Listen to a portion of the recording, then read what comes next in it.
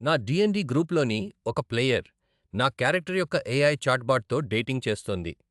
ఇప్పుడు ఆమె తన ఫాంటసీకి తగ్గట్టుగా నా క్యారెక్టర్ సెక్సువాలిటీని మార్చమని నన్ను అడుగుతోంది. నేను ఈ క్యాంపెయిన్‌లో చేరి దాదాపు 8 నెలలవుతోంది. నేను ఒక ఎల్ఫ్ వార్లాక్‌గా నటిస్తున్నాను. నాలాగే అతను కూడా ఒక గే మ్యాన్. అంతా బాగానే సాగుతోంది. కానీ మరో ప్లేయర్ అయిన సారా నుండి నాకు ఒక మెసేజ్ వచ్చే వరకు మాత్రమే. సారా చూడటానికి చాలా కూల్‌గా అనిపించేది. అందుకే ఆమె ఏదైనా సహాయం అడిగినప్పుడు అది చిన్న విషయమే అనుకున్నాను. కానీ ఆమె అసలు విషయం చెప్పి నన్ను షాక్‌కు గురిచేసింది. గత కొన్ని నెలలుగా ఆమె నా క్యారెక్టర్ బ్యాక్ స్టోరీని మరియు వ్యక్తిత్వాన్ని చాట్‌జీపీటీకి ఫీడ్ చేసి ఒక పర్ఫెక్ట్ ఏఐ క్లోన్‌ను సృష్టించింది. ఆ బాట్‌తో తనకు గాఢమైన ప్రేమ కలిగింది. ఆ బాట్ కూడా తనను ప్రేమిస్తోందని, ఇప్పుడు తాము సీరియస్ రిలేషన్‌షిప్‌లో ఉన్నామని ఆమె నాకు చెప్పింది.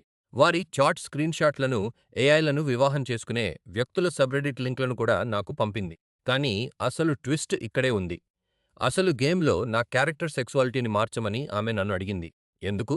ఎందుకంటే ఆ ఏఐ వెర్షన్ స్ట్రెయిట్, తన బాయ్‌ఫ్రెండ్ నిజానికి తన పట్ల ఆకర్షితుడు కాదనే ఆలోచన ఆమె మనసును బాధపెడుతోందట. నేను ఆమె మెసేజ్‌ని చూసి అలాగే వదిలేశాను. నాకు చాలా అసహ్యంగా ఎవరో నన్ను ఇన్వైట్ చేసినట్లు అనిపించింది. నా సొంత సృష్టించిన క్యారెక్టర్ వెర్షన్‌తో ఆమె రిలేషన్‌షిప్‌ను సిమ్యులేట్ చేస్తోందని తెలిసి, ఆమెకు ఎదురుగా టేబుల్ దగ్గర కూర్చోవడమే నేను ఊహించుకోలేకపోయాను.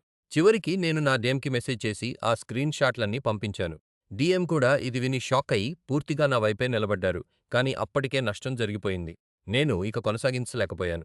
నేను ఆ క్యాంపెయిన్ నుండి తప్పుకున్నాను మరియు ఈ గేమ్ నుండి ఒక సుదీర్ఘ విరామం తీసుకుంటున్నాను. ఇకపై నేను ఆ 20 ముఖాల డైస్‌ను 20 సైడెడ్ డై పాతలా చూడలేను.